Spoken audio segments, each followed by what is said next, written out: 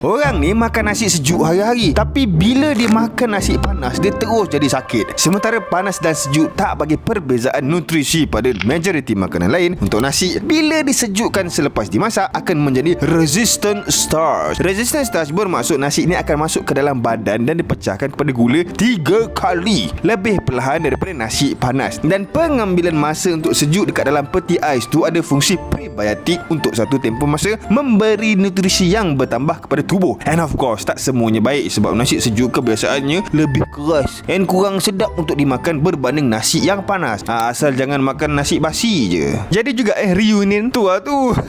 Weh, aku bawa banyak ni makan weh. Tak boleh, aku memang makan semua sejuk. Nasi sejuk, ayam goreng sejuk, pizza sejuk. Sebab tu aku sihat dan kuat. Spiderman. Saya sedang mencari penjahat yang terlepas. Kriteria adalah dia ada kuasa ais and dia suka makan makanan sejuk. Ada jumpa? Apa? Kau fit semua kriteria? Serius lah, woi. Aku kawan kau dari kecil pun. Okey, akulah orang jahat tu.